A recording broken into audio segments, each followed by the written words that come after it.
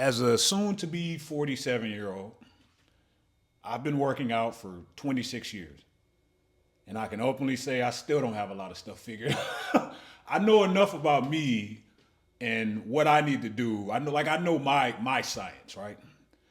But I could tell you when I first joined the Navy in 1998, I was 170 pounds. I wasn't even thinking about lifting weights. I played basketball, we played sports and stuff like that. We were very active back then. But like lifting weights wasn't on the radar. It wasn't until I had joined the Navy. I had broke my leg. So I was on the ship, broke my leg. They took me off the ship. And I was hanging out with this girl. And we was watching, I think, The Best Man with Morris Chestnut. And he came across the screen.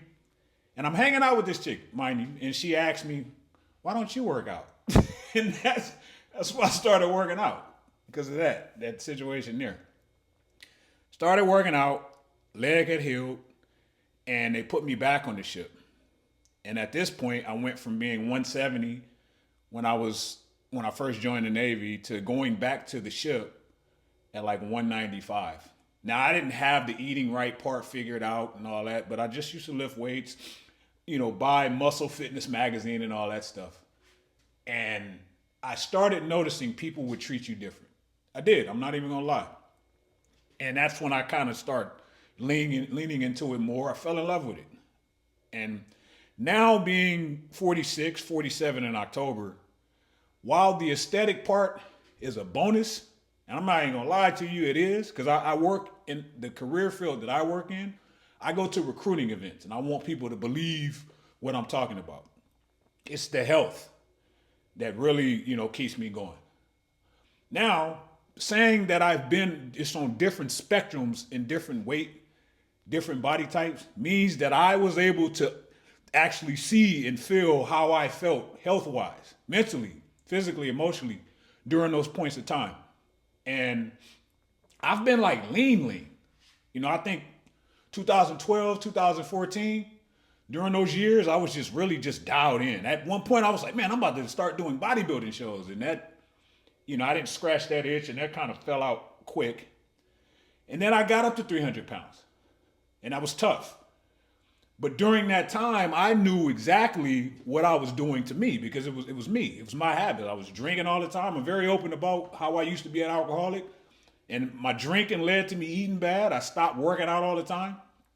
And, although I never went in and got checked to see if my testosterone was low, I knew it was. I was tired. I was sluggish. Lil Mike wasn't coming in to play when it came time. Like it was some nighttime fun. It was struggles. And as I've told before on previous videos, when I was on social media, I went to Afghanistan for a year or 13 months, had a kidney stone, dropped 100 pounds.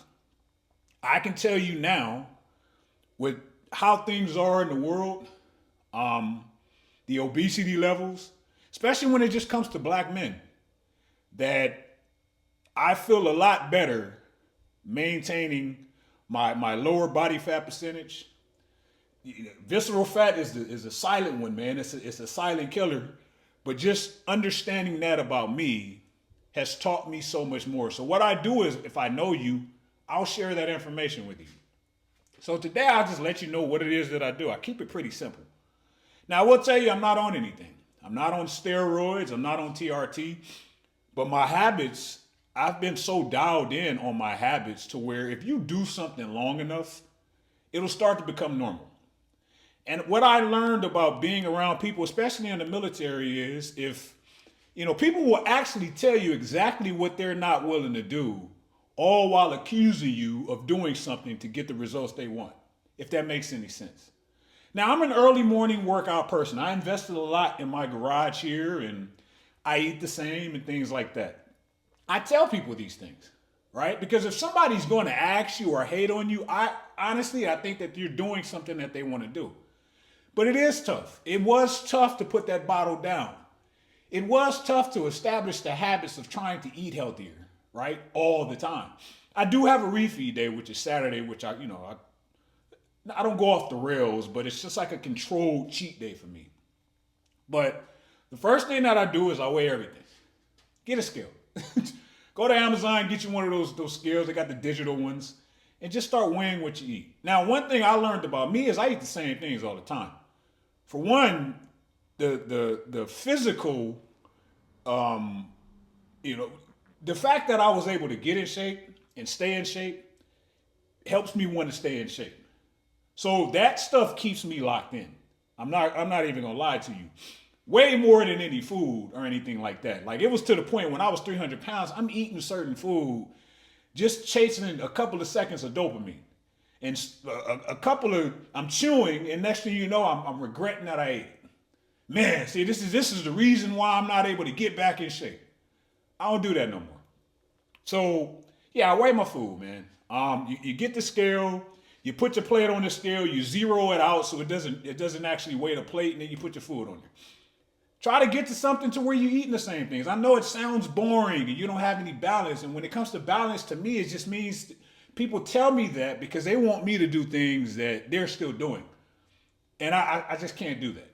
At 46 years old, I'm kind of set in my ways, and I would rather be set in my ways in a good way. So yeah, I weigh everything that I eat. Protein. I hate buying protein powders. To be honest with you, I used to buy it. Sometimes the scooper would get stuck in the bottom of the bag, or something to happen when you drop it. It's just I hated it. So I have Amazon subscription, and I got my protein that comes to me. I get a Premier Protein. 3 of them will come every other week, and at least I'm drinking. I'll probably drink 2 of those. In addition to where I eat a lot of eggs, I eat steak, I eat chicken and things like that. I can't tell you what to do if you don't eat meat. I can look into it for you, but that's not my thing. But yeah, I make sure I get my protein in body weight. As of this morning, I'm about 194. So I always get over 200 grams of protein in, no matter what. There's even on my controlled Saturday refeed day, I'm getting 200 grams in. I'm a lower carb type, but that's not for body composition. That's because I got a lot of inflammation. It helps me. Like when it comes to like carbs, I'm not out here telling you go keto, do this, do that, because it'll help you see your results. I don't know your science, but I'm just telling you I'm a lower carb person because of just the inflammation and the other benefits of that. The negative side of it is I'm looking flat a lot of the time, when it comes to muscle, because no glycogen. But that's Saturday though. So I do that. And then lastly, I don't drink. I stopped drinking 15 years ago. Now I don't know people enough to know how drinking affects them. I just knew it was a problem for me. And when I used to drink, it didn't work out when it came to the fitness aspect. And then I'm drinking, and now my temptations for food, man, it's higher. And then my decision making is off. So I stopped doing that. Those are like the 3 main things that I do. Some bonuses are I don't subdue to peer pressure. I started noticing that like when you're in shape, it's acceptable for people to just get at you and have something to say about what you're doing, what you're eating, how you're looking. But if you say something to them and they're not in shape, man, you evil. So I don't subdue to peer pressure. I'm the type of person, even if I go to a recruiting event, I'm taking some protein drinks with me. If I go somewhere, if I forget to bring my food, I'm gonna find a GNC or something like that. I'm gonna go grab me a bag of protein chips or something like that.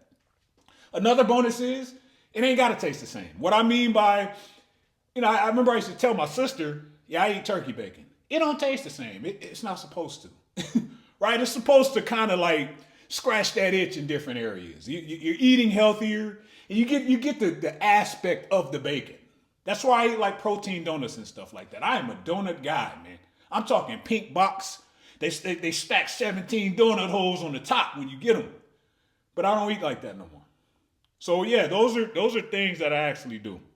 Now, also something that I noticed being 46 years old, being around some of the same people over the years, not only will people openly tell you what they're not willing to do, I know people that weigh way more than me, 220 to 240 pounds, and either you're going to be accused of being victim weight for being under 200 pounds, or they're going to say that you own something, even though I weigh a lot less than them. Now, I don't know too much about steroids because I really don't take them. Never have, and I work in higher ed. It was never really a thought. Now, I have openly said if I was like a professional athlete In that contract year, yeah, probably to get that bag. But I have no reason to do that now. But I never thought that like steroids would make you lose the fat. I think cats that I've openly talked to, you got to see what's up under there. Get in that calorie deficit. Stay in that calorie deficit. Here's a gimme, man.